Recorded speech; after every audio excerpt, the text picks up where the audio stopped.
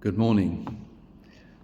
Fully aware that this Sunday is Harvest Festival here at the Cathedral. It's also Trinity 16 and World Meningitis Day.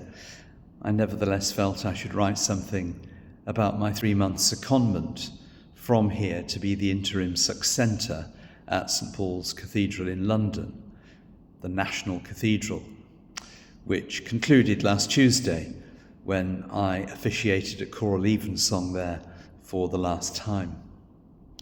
The new succenter was licensed on the afternoon of Holy Cross Day after I'd preached in the morning. Since then, I've become the associate priest and basically continued with the work that came my way. I also, of course, bring warm greetings back here to Bury from Canon Philip and Janet Banks. So what is a succenter, I hear some of you ask? Literally, the under singer is the assistant to a precentor, helping with the preparation and conduct of worship and liturgy, services. Also, of course, ongoing liaison with all the musicians.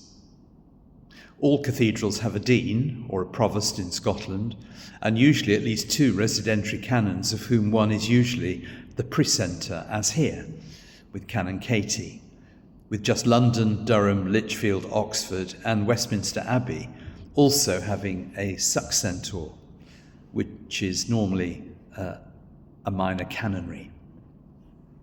A little retrospect from me. Towards the end of my time heading up the Lark Valley and Northbury team, locally here, the bishop granted me a 3-month sabbatical. That was in August 2019. And for those 13 weeks, I investigated clergy deployment in market towns and their rural hinterlands. Across 7 dioceses, building on the work I'd been doing here in Eds and Ibs, as part of the bishop's then small working party on the subject. But I did once have an earlier sabbatical planned to spend a month in St David's Cathedral in West Wales, at Westminster Abbey, and yes, here at St Edmundsbury Cathedral. Despite being planned, it actually never happened, as I moved job from Salford to Rochdale instead. But now here I am, having actually served at this cathedral, to which I now return.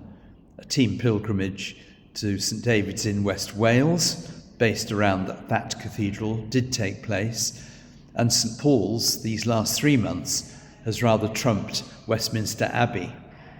So my earlier aspirations have been fulfilled in a later and surprising way, with interim ministry having seemingly become my more recent stock in trade. Looking back over these last 3 months and the short preliminary visits I made there after Easter, the comparison between us here at St Edmundsbury and St Paul's is of course considerable.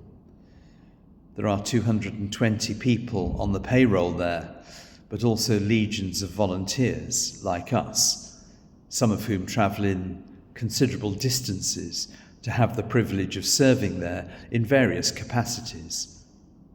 The overall costs are enormous.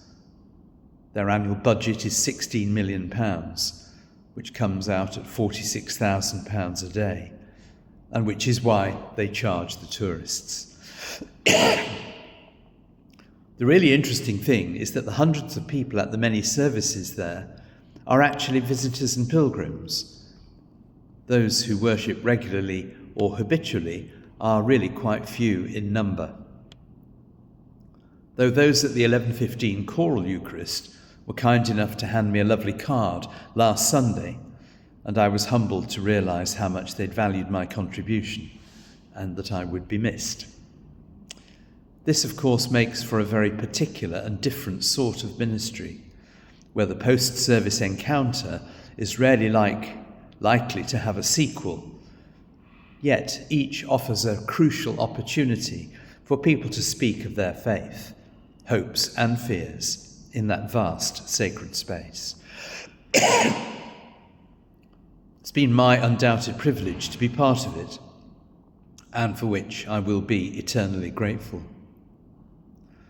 At St. Paul's, the full-time clergy are augmented by the daily half-day duty chaplains, drawn from both retired and locally serving clergy, including celebrating the daily 12:30 Eucharist under the dome.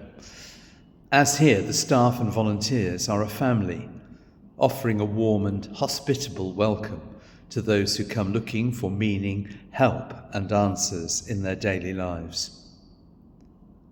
These being amply evidenced by the written pile of prayers placed on an alms dish each morning at the 8 a.m. Eucharist from the day before, and the hundreds of votive candles burning all around the cathedral on their various pricket stands take some managing. Such is the volume. So, it's great to be back, and thank you for the messages to me in London encouraging my return. With love and prayers to you all just now.